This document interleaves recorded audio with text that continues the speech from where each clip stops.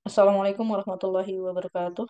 Ya, untuk video kali ini kita akan membahas tentang penulisan proposal pada umumnya. Jadi, di sini proposal yang digunakan itu terdiri dari tiga bab. Yang pertama, bab satu pendahuluan. Yang kedua, bab dua kajian literatur atau kerangka teori.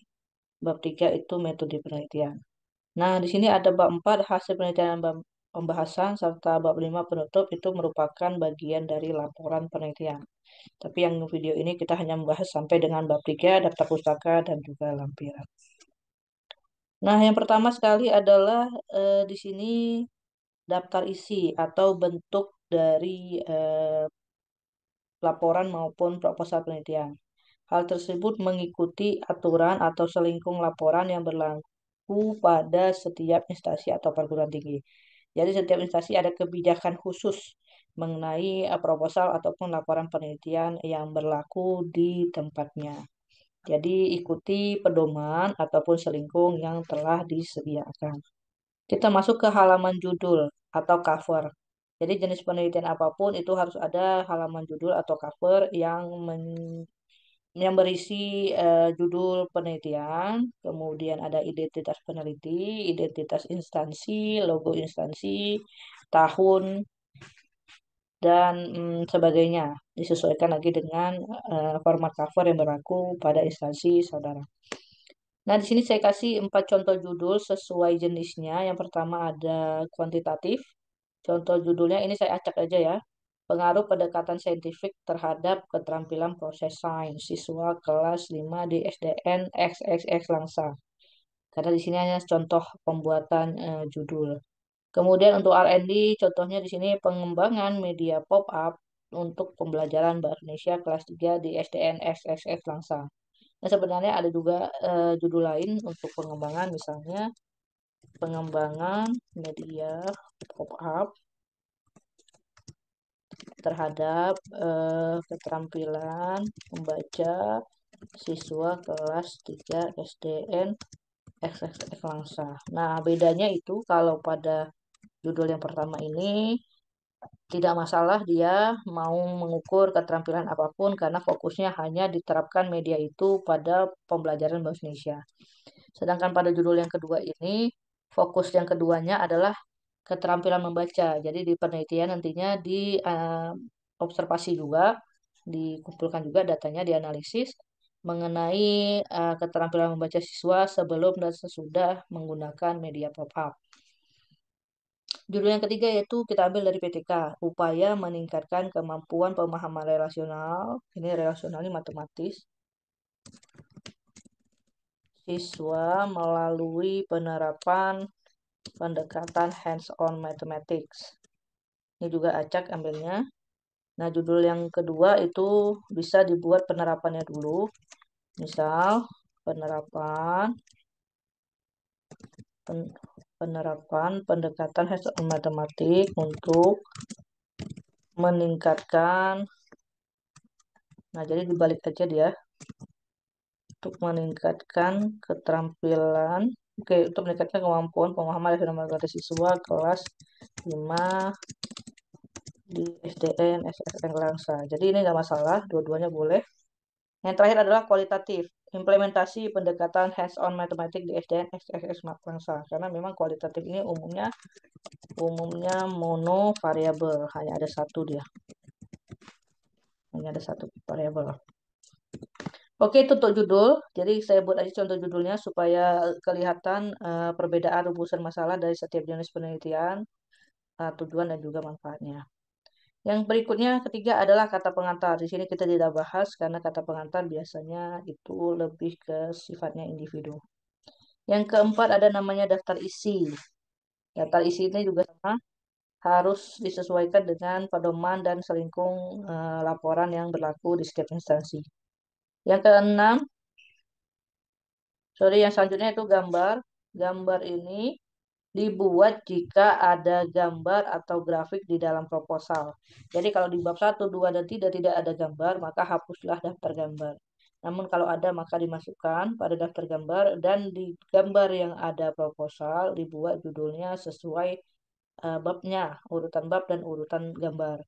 Contoh misalnya gambar data pada bab satu, berarti dibuat judulnya gambar satu yang mencirikan gambar berada pada bab satu, lalu titik satu itu mencirikan urutan gambar pada bab tersebut dan judulnya. Selanjutnya di sini ada tabel. Nah, tabel sama dia seperti gambar, bedanya pada tabel yang dilihat adalah di dalam proposal tabel apa aja yang muncul. Nah, untuk penamaan juga mirip, tabel 1.1 titik judul tabel, jika tabel tersebut berada pada bab 1 urutan pertama. Selanjutnya ada namanya daftar lampiran. Daftar lampiran. Nah, pada daftar lampiran ini berisikan daftar dari lampiran-lampiran yang ada. Biasanya lampiran itu terdiri dari instrumen penelitian, kemudian RPP atau modul pembelajaran jika penelitiannya itu berbasis kelas. Yang ketiga itu lampiran tabel statistik, khusus untuk penelitian kuantitatif. Jadi penelitian yang lain tidak perlu ada lampiran tabel statistik. Tabel statistik ini memudahkan para peneliti di bidang kuantitatif untuk melihat T tabel berapa, F tabel berapa, dan sebagainya. Kita masuk ke bagian inti dari proposal, yaitu dimulai dari bab 1 pendahuluan. Di pendahuluan ada namanya latar belakang masalah. Nah, latar belakang masalah ini umumnya terdiri dari 5 pokok paragraf atau 5 paragraf penting. Yang pertama itu membahas harapan atau urgensi. Contoh tadi misalnya pengaruh pendekatan saintifik terhadap KPS siswa. Berarti harapan atau urgensi yang dibahas adalah KPS siswa, bukan pengertian melainkan pentingnya KPS bagi siswa sekolah dasar misalnya. Kemudian apa harapan dari pembelajaran khususnya terhadap pembentukan atau pengembangan keterampilan proses sains siswa. Dan yang ketiga, kenapa keterampilan proses sains itu sangat penting untuk siswa sekolah dasar. Itu boleh juga dibahas pada paragraf awal dari introduction atau latar belakang masalah. Paragraf berikutnya itu membahas tentang data atau kenyataan di lapangan. Jadi ini boleh hasil observasi, hasil wawancara, rekapitulasi data penelitian atau yang udah ada, ini dicantumkan pada bagian ini. Khususnya mengenai objek yang diteliti. Contoh tadi adalah keterampilan proses sains. Jadi perlu dipaparkan gimana sih keterampilan proses sains siswa di sekolah tersebut. Kalau datanya wawancara, dijelaskan wawancara dengan siapa, di mana, kapan, dan hasilnya apa. Kalau dia rekapitulasi data, dicantumkan sumbernya dari mana. Begitupun juga observasi. Observasinya kapan, di mana, apa yang diobservasi, dan hasilnya gimana. Pada paragraf pokok yang ketiga itu ada uraian masalah yang harus diselesaikan. Nah, jadi dari data-data yang di lapangan tadi, maka mengerucut ke masalah. Jadi, kenapa kita katakan data tersebut merupakan atau mencirikan adanya suatu masalah tentang KPS? Nah, itu diuraikan di sini. Selanjutnya pada bagian keempat itu ada faktor-faktor yang mempengaruhi. Jadi di sini masuklah hasil-hasil penelitian yang dipublish pada jurnal terakreditasi mengenai objek penelitian dan faktor yang mempengaruhi. Contohnya tadi pengaruh pendekatan saintifik terhadap keterampilan proses sains. Jadi harus ada tuh dari berbagai faktor harus dimunculkan bahwa keterampilan proses sains dapat dipengaruhi oleh pendekatan saintifik. Tidak harus sama sekolahnya, sekolah kelas berapa, apa materinya tidak, karena memang harus ada hal yang membedakan faktor ataupun membedakan hasil penelitian jurnal lain dengan penelitian yang akan kamu ajukan. Nah, dari faktor itu maka dibuatlah sebuah solusi atau penentuan judul disertai dengan novelty keterbaruan atau hal-hal yang keunggulan dari penelitian kamu dibandingkan penelitian sebelumnya. Itu 5 pokok paragraf yang harus ada di dalam latar belakang masalah. Jumlahnya tidak harus 5 paragraf, bisa lebih dari 5 ataupun kurang dari 5, asalkan 5 ide ini harus muncul di dalam latar belakang masalah. Yang kedua bagian B adalah identifikasi masalah. Nah, identifikasi masalah itu merupakan pemaparan masalah-masalah yang kita temui pada saat observasi lapangan di awal. Jadi pada saat wawancara di awal, observasi lapangan di awal, pretest, angket mungkin yang ada pada bab 1. Nah, itu masalah yang ditemui dari instrumen penelitian tersebut dipaparkanlah pada identifikasi masalah. Clue yang kedua adalah masalah yang dipaparkan harus muncul di dalam LBM. Jadi LBM itu latar belakang masalah. Jadi masalah yang ditulis di dalam identifikasi masalah merupakan masalah yang ada di LBM. Bedanya pada LBM tadi bentuknya uraian, sedangkan pada identifikasi masalah bentuknya poin. Oke, bagian C yaitu batasan masalah. Jadi setelah ditemukan beberapa masalah, diidentifikasi beberapa masalah penelitian, masalah, kemudian dibatasilah atau ditentukan masalah yang paling penting atau paling urgen untuk dipecahkan. Contohnya tadi adalah pendekatan saintifik dan keterampilan proses sains. Masuk ke bagian D yaitu rumusan masalah. Nah, contoh rumusan masalah udah saya buat di sini. Mulai dari jenis penelitian kuantitatif, misalnya judulnya yang saya blok. Sebentar, judulnya ini yang saya blok. Maka rumusan masalahnya tinggal tambahkan kata apakah terdapat dan kata tanya. Jadi harus ada kata tanya dan tanda tanya. Ini untuk kuantitatif. Kalau untuk R&D, karena bentuknya media yang dibentuknya itu adalah produk yang dikembangkan, maka harus diukur produk tersebut layak nggak untuk digunakan.